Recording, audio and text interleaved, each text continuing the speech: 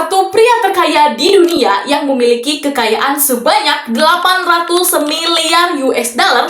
Kalau dirupiahin itu tuh sekitar 12.000 triliun rupiah. Nah, di video sebelumnya kita udah ngebahas nih tentang masa kecil Elon Musk, jenjang karir, jatuh bangunnya dia dalam menghadapi kebangkrutan, sampai kisah cinta Elon Musk. Tapi, setiap tokoh besar hampir selalu memiliki sisi yang lain. Hari ini, kita akan masuk ke wilayah yang lebih panas, di mana deretan kontroversi, konspirasi, sampai pertanyaan publik yang menanyakan soal keterkaitan Elon Musk dengan kasus Jeffrey Epstein. So, tanpa berlama-lama, langsung aja kita ke pembahasannya.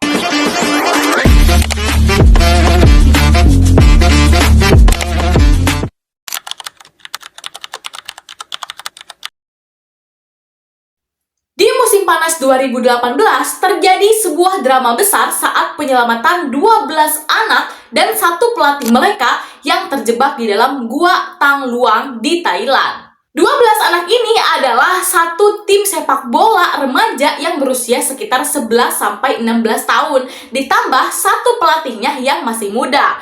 Nah, 13 orang ini sedang bermain ke Gua Tam Luang di Thailand. Sebenarnya, kegiatan ini tuh adalah kegiatan yang lumrah dilakukan oleh anak-anak setempat. Namun, pada saat itu, tiba-tiba hujan besar turun, jadi air tuh naik, sehingga jalan untuk keluar itu tuh keblokir, malah jadi banjir. Situasi kejadiannya itu bener-bener chaos banget guys, dimana airnya sangat keruh, jalannya sangat sempit, dan juga arusnya sangat kuat. Nah, sampai-sampai nih, tim profesional penyelam mengatakan kalau penyelamatan mereka ini sangat-sangat berbahaya. Nah, oleh karena itulah banyak tokoh-tokoh besar yang ingin membantu menyelamatkan mereka ini. Salah satunya adalah Elon Musk. Elon Musk ikut terlibat dengan mengirimkan mini submarin atau kapal selam kecil yang dirangkai oleh timnya SpaceX untuk membantu evakuasi. Namun ternyata alat itu tidak pernah dipakai di lapangan karena menurut penyelam profesional, alat ini tuh dinilai kurang praktis. Nah, siapa sih penyelam profesional yang berani mengatakan kalau produk buatan Elon Musk itu tidak praktis? Dia adalah seorang penyelam profesional asal Inggris bernama Perrin Ainsworth. Di sebuah acara televisi, Ainsworth mengatakan kalau Elon Musk ini bukan memberikan solusi yang benar-benar dibutuhkan, melainkan sedang membangun citra dan menarik perhatian publik. Ainsworth juga mengatakan kepada Elon Musk kalau simpan saja alatmu itu, kami tidak membutuhkannya. Sombong amat. Nah, respon Elon Musk tentu saja meledak guys, dimana di Twitternya dia menuliskan kalau Ainsworth ini adalah seorang. Nah, istilah ini langsung memancing emosi publik karena Elon Musk mengatakan hal itu tanpa adanya bukti yang jelas. Terus juga nih, itu tuh kayak nyerangnya ke personal. Terus ini diluncapkan atau dilontarkan oleh orang yang sangat berpengaruh besar di dunia. Kemudian setelah kritik berdatangan dari berbagai arah, akhirnya Elon Musk menghapus tweet tersebut dan mengungkapkan klarifikasi atau minta maaf karena dia sudah menuliskan tweet tersebut berdasarkan kemarahan sesaat. Namun dampaknya ini sudah terlalu luas. Apa yang terjadi setelahnya?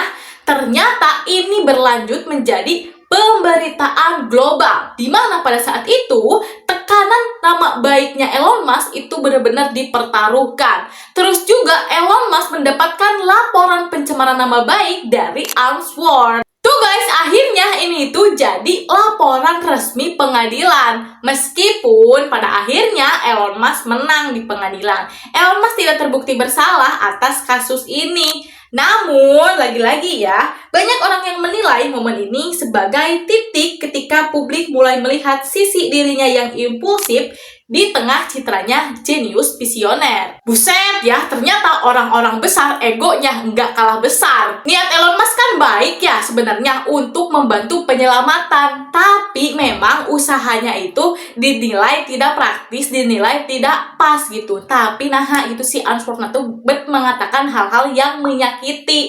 Ya jadinya wajar gitu kalau Elon Musk tersinggung. Jujur ya guys, aku juga pernah berada di posisi Elon Musk meskipun konteksnya jauh lebih kecil. Dimana aku tuh kayak mau bantu seseorang, tapi ternyata bantuan aku itu tidak cukup untuk mengatasi masalahnya. Di situ aku malah dihina-hina, diejek-ejek. Buset sih, kalau tahu kayak gitu mending gak usah nolongin dari awal dah. Tapi dari sisi Answorth, aku juga berusaha memahami. Karena mungkin pada saat itu situasinya bener-bener chaos terus, kayak mendidih gitu, penuh emosi. Jadi ketika banyak ini, banyak itu, saran ini, saran itu. Sedangkan Answorth sendiri kan adalah seorang penyelam profesional gitu. Terus ini itu melibatkan atau apa ya, kayak nyawa gitu taruhannya itu. Makanya dia tersulut dan mengucapkan hal-hal seperti itu.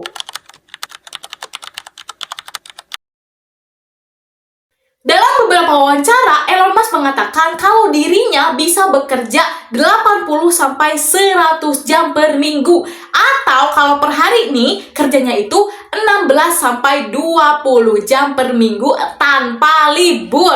Hampir seluruh hidupnya dihabiskan untuk bekerja. Dan ritme ini ternyata bukan soal dirinya aja, melainkan harus diikuti oleh para karyawan-karyawannya. Banyak laporan mengatakan budaya kerja di Tesla ikut terbentuk dari standar tersebut, seperti target cepat, tekanan tinggi, semua bergerak dalam mode darurat. Sebagian karyawan memang merasa tertantang, tapi sebagian karyawannya lagi merasa tertekan dan stres dengan tempo yang segila itu. Lalu muncul nih pertanyaan, kalau bekerja sekeras itu gajinya berapa sih? Untuk pekerja lini produksi, bayaran yang sering disebutkan berada di kisaran 22-39 dolar per jam. Atau nih, kalau dirupiahin itu sekitar 300-600 ribu per jam. Kalau sehari bekerja 8 jam, itu artinya per hari bayarannya itu sekitar 2-5 juta rupiah per jam. Kaliin seminggu, kaliin sebulan ya. Kaliin aja sendiri. Macam tak betul je budak ni. Bohong deng, nih aku bantu hitungin ya. Jadi kalau misalnya sebulan gajinya itu sekitar 50-100 juta rupiah.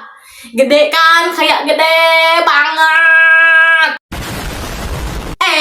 Tapi ingat ya guys, ini itu di Amerika, di mana pajaknya tinggi, biaya rumahnya mahal, terus kebutuhan sehari-hari juga mahal. Jadinya untuk beberapa orang mengatakan bahwa gaji segitu tuh gak sebanding dengan pekerja keras yang kayak bebeledagan seperti itu. Tapi sebagian orang lagi mengatakan kalau ya worth it sih dengan gaji sebanyak itu, kerjanya seperti itu. Ya jadi pokoknya mah ini teh tergantung rasa syukur si pekerjanya.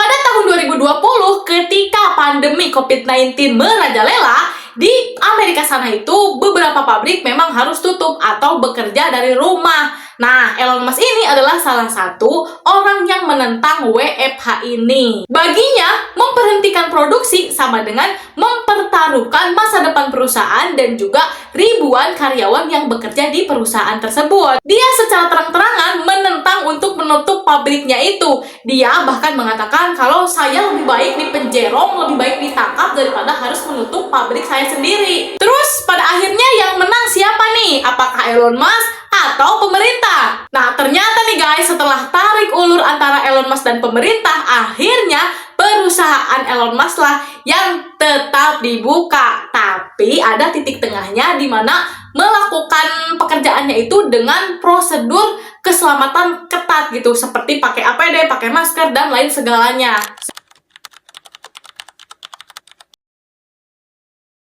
Nah, ketika kasus Jeffrey Epstein meledak dan dokumen-dokumennya dibuka ke publik, tiba-tiba netizen langsung menjadi detektif dadakan. Orang-orang mulai menelusuri daftar kontak, catatan pertemuan, sampai email. Siapa yang bicara dengan siapa, siapa pernah diundang ke mana. Nah, di tengah pembicaraan itu, ternyata nama Elon Musk muncul di beberapa pembicaraan. Lalu, publik bertanya, sebenarnya apa yang ada di dalam dokumen tersebut yang ada nama Elon Musk-nya? Jadi, memang ada korespondensi yang menunjukkan Elon Musk dan Epstein ini pernah saling berkirim email pada awal 2010-an. Nah, isi emailnya kayak gimana sih? Beberapa bagian yang ramai di internet menunjukkan adanya perbincangan soal kemungkinan bertemu. Tuh, jadi ini tuh masih kayak kemungkinan bertemu. Ini tuh isinya pertanyaan kayak kapan sih kira-kira waktu yang tepat untuk berkunjung ke wilayah Karibia saat musim liburan. Terus juga nih ada balasannya tentang jadwal pertemuan itu. Tapi belum dikonfirmasi kalau jadwal itu benar-benar terlaksana. Jadi belum ada bukti kalau Elon Musk sudah benar-benar pergi ke Pulau Epstein itu. Jadi meureun cek urang mah areka ditu ngan teu boga waktu nu pas, jadinya teu kaitu kaburu we yeuna kasus mencuat. Nah, ternyata Elon Musk langsung mengklarifikasi email yang ada di dokumen Epstein file tersebut. Nah guys, penting untuk diketahui kalau setiap nama-nama yang terdapat dalam Epstein file itu belum tentu adalah orang yang terlibat dalam kasus yang dilakukan oleh Jeffrey Epstein.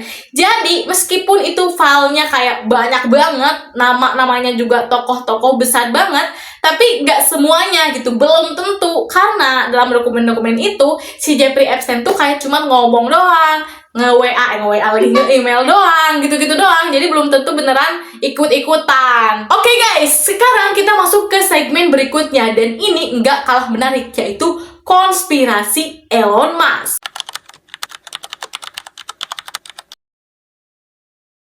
Nah guys, konspirasi pertama yaitu Elon Musk adalah reinkarnasi dari Nikola Tesla. Hah? Kenapa? Kok bisa berasumsi seperti itu? Alasan yang pertama, karena perusahaan Tesla gitu. Namanya tuh Tesla. Ini tuh dianggap sebagai kode keras bahwa sebenarnya Elon Musk itu adalah Nikola Tesla. Tapi guys, kalau konspirasi pertama ini langsung dibantah nih. Ternyata penamaan Tesla dalam perusahaan mobil listrik itu merupakan sebuah penghormatan kepada Nikola Tesla selaku penemu listrik dunia. Alasan yang kedua, karena Nikola Tesla dan juga Elon Musk sama-sama membicarakan masa depan. Jadi nih guys, Nikola Tesla itu dulu punya ide yang terdengar mustahil di zamannya, yaitu pembuatan listrik nirkabel atau energi besar untuk umat manusia. Yaitu listrik yang sedang kita gunakan saat ini nih, untuk dipakai ini nih, tuh. Alas ya, murah. Nah, begitu pula dengan Elon Musk, di mana Elon Musk sekarang ini sedang ngomong-ngomong pengen mindahin manusia ke Mars, di mana ide ini tuh dinilai kayak tidak manusiawi gitu, tidak masuk akal. Tapi ya bisa jadi kalau suatu saat ini tuh benar-benar terjadi ya, wallahu alam. Alasan yang ketiga adalah memiliki sifat yang cenderung sama. Seperti ini ya, sama-sama ambisius, keras kepala, dan berpikir di luar batas normal.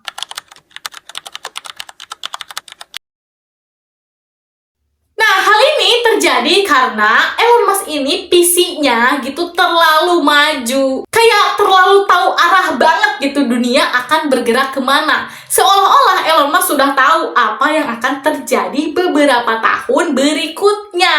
Makanya lahirlah cerita, mungkin Elon Musk ini bukan memprediksi, tapi dia sudah tahu dan dia ingat apa yang dia lihat di masa depan. Konspirasi berikutnya, Neuralink adalah proyek untuk mengkontrol pikiran. Seperti yang udah aku jelasin kemarin, kalau Elon Musk ini memiliki proyek Neuralink, yaitu menanamkan chip dalam otak manusia yang akan dihubungkan dengan komputer. Nah, banyak nih ketakutan-ketakutan dan juga asumsi liar mengenai proyek Neuralink ini, dimana banyak publik takut kalau proyek ini untuk mengendalikan manusia. Ini serem banget ya guys. Kalau menurut kalian gimana? Coba komen di kolom komentar ya. Konspirasi yang terakhir adalah Starlink dibuat untuk kebutuhan militer atau pengawasan dunia. Karena faktanya memang ada kerjasama di beberapa situasi perang atau bencana. Contohnya kemarin pada saat banjir di Sumatera, itu kan Starlink langsung memberikan wifi gratis kepada korban bencana. Nah, untuk beberapa orang mah ini teh dinilai sebagai, wah ini lagi ngemata-matain nih. Nah guys, akhirnya kita sudah berada di penghujung perjalanan mengenai Elon Musk. Ternyata lumayan capek juga ini guys ya.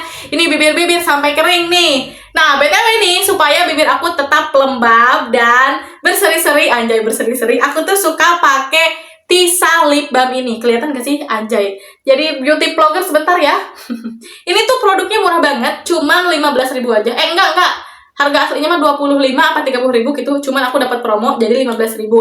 Nah, kalau kalian yang mau samaan sama aku pakai lip balm ini tuh bisa bikin bibir kita jadi merona gitu. Meskipun nggak pakai lipstick, aku nggak pakai lipstick, cuman pakai ini doang. Terus juga bikin bibir kita jadi sehat. Kalau kalian mau, boleh banget cek link produk yang aku tag ya. Oke, kita balik lagi ke ceritanya. Terlepas dari pro dan kontra Elon Musk di dunia ini, pada kenyataannya, faktanya Elon Musk memang berperan besar dalam teknologi modern di masa sekarang. Oke, jadi segitu dulu aja video kali ini. Mohon maaf banget kalau banyak salah-salah kata. Makasih banyak buat kalian yang udah nonton sampai akhir. Jangan lupa di like, komen, dan subscribe. Abis itu share ke seluruh media sosial yang kalian punya. Ayah kutu dina piring, sakit hati sim kuring. Assalamualaikum warahmatullahi wabarakatuh. Dadah!